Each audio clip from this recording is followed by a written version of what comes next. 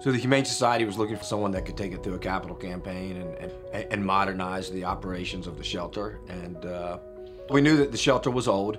It had been built in the late 50s and then a renovation in the late 90s, but it was still outdated. Our kennels were old chain link fences. They were small. They were hard to clean. Yeah, I mean, to see the difference in the shelter from 5 years ago to today, besides the physical structure, the people and their goal is to get every animal adopted. We don't put an animal down just because we're full. So we have really developed a strong leadership team. We believe in putting the right people in the right positions, and so that has allowed us just to maximize what we can do as an organization for the community that we serve. The amount of services they're going to be able to provide to the community are going to be far more extensive than what they were able to offer before. And why that's important is because, we want to be able to be involved in the community. We want to be able to invest in the community as the community has been investing in the Humane Society. In order to do that, one of the ways we can do that is to provide high quality veterinarian care, which is not something that most shelters can even think of doing.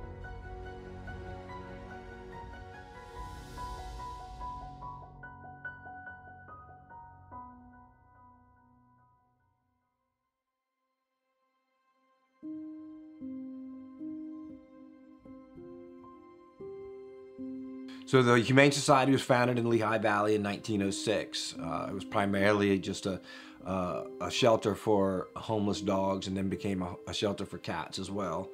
And then in the 1950s, they built a location on Dixon Street, which is the same location that we're in right now. With old chain link fences, cramped quarters for animals. But a lot of thought about animal welfare has changed in the last 20 years, and we didn't change with it. So we want to get on the front end of that wave again. And so what we've done is bring in a lot of cutting edge programs, a lot of new thinking to animal welfare. So the Lehigh County Humane Society offers affordable veterinary services to the community that we serve. We currently offer affordable dog training services, individual and group sessions. Our dog training program also supports any of the animals that are adopted from us should an issue arise after they leave the shelter through evaluations. We provide return to owner services for stray animals that are picked up in the community. We provide animal control services to 6 municipalities in the area. We're picking up stray animals pretty much every day. Not all animals are truly strays. Some animals are owned and they just found themselves lost. Maybe someone left the door open, or they opened the door themselves or the gate and they got out, and they do have owners that are looking to find them and reclaim them. And so we provide those services. Well, first of all, it is a no-kill shelter. We see animals come in here. All animals are accepted when they come in here. Doesn't matter what kind of dog it is, they're accepted here. And they do whatever they can for any animal that's here to try to get them all back to health, to get them to be adopted again and find their forever home. Where in many years ago, that wasn't necessarily the case. If the place is full, okay, they put them down. That's not what they're doing anymore. That's the biggest thing for us to see that, which is why we're here and why we continue to volunteer, because that's what we believe in as well. To see an animal get a second chance. And it doesn't matter if it's a puppy or an older dog, we see them get second chances. And that part, years ago, that wouldn't have been the case. If the place was full, well, they made room, and that's sadly the way it was. Not anymore. That is not what LCHS is today. And that's why we've been here 5 and 7 years, and we donate our time and some of our resources to the shelter, and we encourage people to do the same.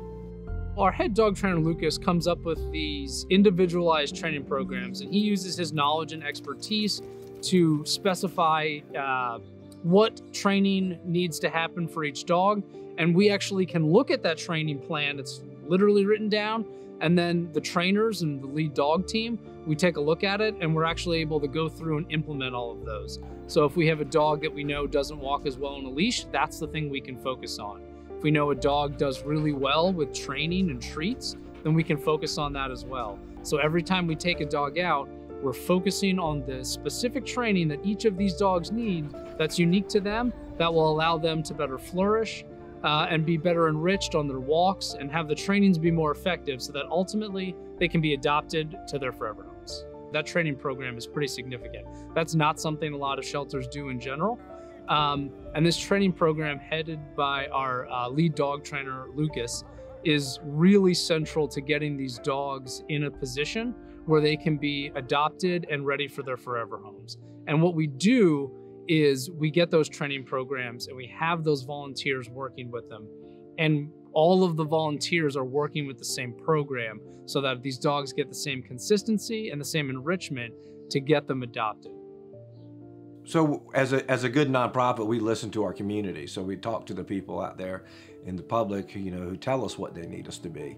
And so as a responsive nonprofit, we respond to the community needs and then build what we need to do in order to serve our community better. We knew that the shelter was old. It had been built in the late 50s and then a renovation in the late 90s, but it was still outdated. Our kennels were old chain link fences. They were small. They were hard to clean. Our cat areas were cramped, and some of our practices were outdated. And so what we wanted to do is kind of bring a cutting edge philosophy to animal welfare. And so we were able to look at it with some new eyes and with some fresh perspective, and bring in some new policies and procedures to move the organization forward. We just didn't offer them. So 5-10 years ago, we didn't have a veterinary clinic. We were relying on private practice vets. We didn't have a dog training program. And unfortunately, that was desperately needed because 5-10 years ago, we were still getting in many dogs that lacked basic training, came from bad situations. We did not have 2 full-time adoption specialists, so we weren't as aggressively adopting out animals as we are now. And we didn't have as focused of a team that was trained to handle their specific area of the operation. So we just weren't functioning at the level that we are today 5-10 years ago, which I don't think at that time was unique to us. There were shelters across the country that were dealing with the same thing because animal welfare really does progress very quickly. One of the things that the old system had and that we're working to change is these old kennel setups. And why it's so important that we change them is a lot of the times in the old kennels, it just didn't allow the dog to flourish in the way that it needs to. You can think about it. I tell the new volunteers this, is that if you were really hungry and 10 feet away from you was a delicious smelling pizza and you could smell it and you could see people going up and trying to take a bite of it, but you couldn't get it, it would make you more and more hungry. And that's somewhat similar to what these dogs have to deal with in the old kennels. Dogs are very scent oriented. They're very sociable. They need to be able to go up to the thing that they want to investigate in order to do that. And they just can't in those kennels. They can see it and they can hear all the noises, but they're being prohibited from going up to it. So for them, it can get them really excited, get them a little, maybe too excited, and sometimes they develop bad habits because of that. So this new kennel system is going to really improve how the dogs are in the kennels. Some of the things that are vastly different now from 5 to 10 years ago would be the structure of the leadership team at the Lehigh County Humane Society. We have a development team, which we didn't have 5 or 10 years ago. We have great leadership in our current CEO. Again, we didn't have 5-10 years ago.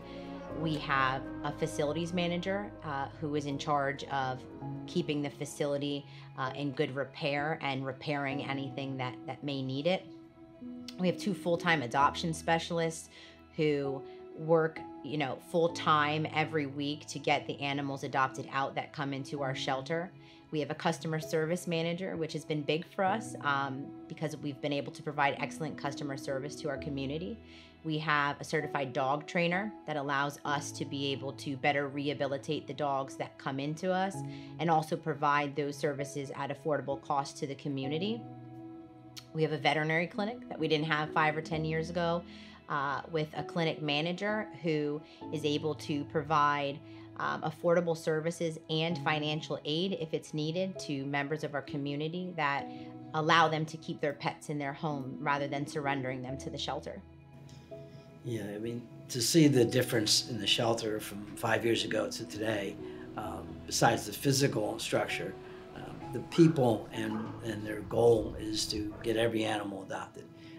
We don't put an animal down just because we're full. The difference, though, is the whole attitude is about saving the animals and doing more for the community than 10 years ago. That may not have been the case.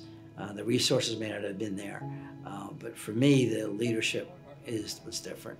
Hal and Tisha have done a great job in changing that and pointing that direction so that we do more to get an animal adopted than ever before. And they do cooperate now, whereas before they didn't with other shelters, other rescues. We had a cat some years ago. I don't know if you were here yet, but kids had thrown it off an apartment building, or thrown it out the window, and it had broken, I think, all 4 of its legs. And they fixed that kitty up, and that kitty got a home. But I mean, you see things like that. That's what really, I think, bugs us more than anything, to see the cruelty. And we've had hoarding situations some years ago with the beagles. 65 beagles in a house. All got homes. A friend of mine has one, and the 65 beagles story it's just unbelievable. Is one that it's too bad people didn't see what was done here for those beagles. Saved them all, actually. And they took them. So, but that was just, you just don't understand, what are you doing? I mean, we had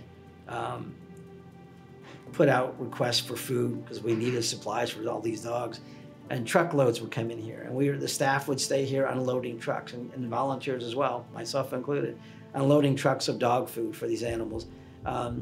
Having to get 65 dogs and trying to teach them to be on their own when they were used to being with others. We tried to walk some of those dogs, and they wouldn't walk by themselves because they were never alone. They were never even outside. So we had to have a couple dogs together before you could get them to walk.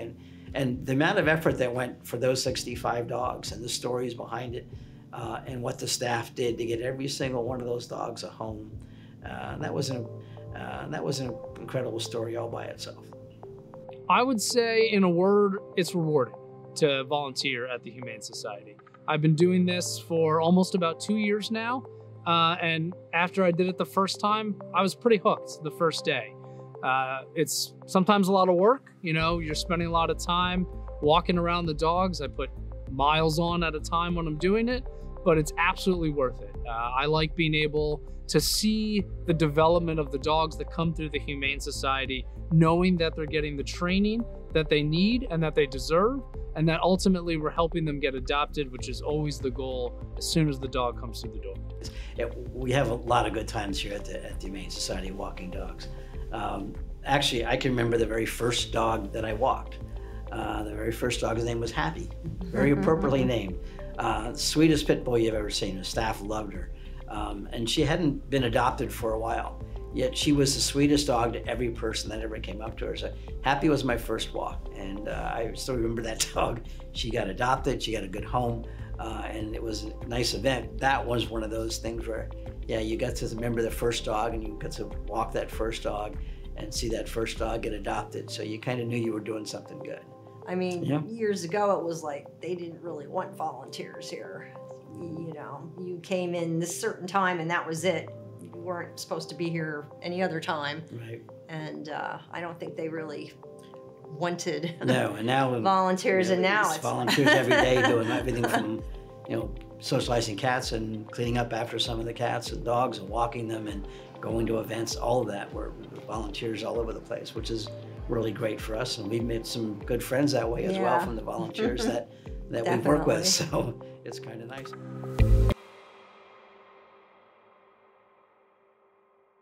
So I've been with the organization for almost a decade. That's a long time in animal welfare, and I definitely have memories of some darker days in animal welfare as a whole. There are more resources available today than there were 5-10 years ago that allow us to be able to place animals who we may not have been able to place before. We do TNR services for feral cats, where in the past that wasn't an option for us. The stance has never changed on euthanasia in the shelter. It was something that we never wanted to do. When I first started, because we didn't have the resources available to rehabilitate all of the dogs that were coming into us, and it didn't feel like there was a way out of that. And so that's, without a doubt, the darkest time for me being at the organization. But I don't have any worry that we would ever be back there, because our team works tirelessly to get our animals out and get them into whatever setting would be best for them, whether it be a rescue, hospice, foster home, or an adoption. We have great partnerships with other organizations in the community that we didn't have before. So we're able to transfer animals from our organization when we're at capacity to another organization who may not be at capacity. We have a volunteer coordinator who does an amazing job, and she was able to create partnerships with PetSmart, and now we're able to have cats housed in PetSmart that we can get adopted off-site. Well, there's always going to be some downfalls when you're running a shelter. There are some animals that just don't make it. Either their health is too far gone, and we can't help them, and that part is always sad. There's some dogs that, despite all the love and care you give them, just cannot be adopted. And there's a small number, and that number is small, but it doesn't matter if it's 1 or 10 or whatever the number is. The staff and volunteers all are bothered when they see that we can't make it work. Everybody wants to see every animal that comes in get back to that social and be able to be adopted. When that doesn't happen, that we all get bothered by that, and that's because of the passion that not only the volunteers but the staff have for those animals and for what they do.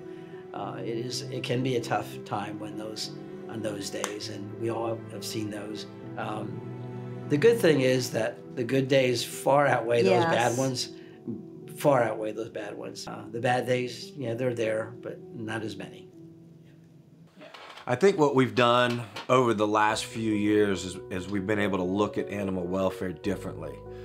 We've been able to, talk about what kind of animal shelter we want to be, what kind of humane society we want to be. So just because things have been done a certain way for the last 50 years in animal welfare doesn't mean that we have to do it that way any longer. So we're no longer euthanizing animals due to space. The part of that is due to the aggressiveness that we tried to find homes for animals by employing 2 full-time adoption specialists, by having a vet on site that spay and neuters our animals so that we don't have to wait for another vet to alter them before they go to an adopted home. So what we look at is how to save lives rather than just hope and keep our fingers crossed that we're going to find that someone's going to come in and adopt an animal. So we're renovating the entire building. One of the newer wing, which was constructed in 1995, was being converted into a community vet clinic with 3 wellness exam rooms, digital x-ray, ultrasound, state-of-the-art surgery center, and the rest of the building is being converted into an adoption center, new enlarged free-roaming cat areas, and then the new construction consists of 80 state-of-the-art dog kennels. This vet clinic will provide community medical care for animals, not just that come into our shelter as stray or abandoned animals, but will also provide high-quality medical services to the public-owned animals as well. So, there's a huge barrier for people to access quality medical care for their pets, just based on the cost concept of it all. So what we've done is we've brought the costs for these people down so that they can afford high quality medical care for their pets. On the other side is the shelter side, and what we want to do there is create state-of-the-art living quarters for animals while they transition from being homeless to their forever homes. So we're creating free roaming cat areas, state-of-the-art dog kennels, so that they're easier to keep clean, so that our animals are more rested, more relaxed, and they can have a better presence while they're in the shelter, so they can present themselves better to potential adopters. So in our clinic, we can do almost anything any other vet clinic can do. We can do spay and neuters, lumpectomies. We can do ultrasound and digital x-rays so that we can diagnose issues that might be occurring in animals. And a lot of times when people go to a for-profit vet, with an issue for their animal, they'll get a price back from them and they'll go, oh my gosh, that's so expensive. I don't know how I'll be able to afford that. And what we do is we can work with them on, whatever it is that they can afford for that procedure. Come to the Lehigh County Humane Society Community Vet Clinic, get the procedure done, and not break their bank account at the same time, so that their pet can go home and live in the place where they belong, with the people who love them.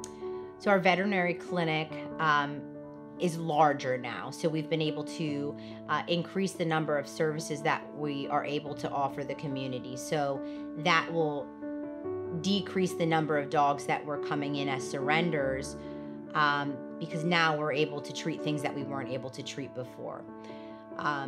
So whenever we can keep an animal in its home, it's going to reduce our intake numbers. It's actually having a vet here to be able to look at any animal that comes in the door is huge, and they're all checked out when they come in. But some of the surgeries that Dr. DeCance has done is amazing, that the dog got that surgery here where he would not have, because people like say, well, it's a shelter dog, we'll get some more.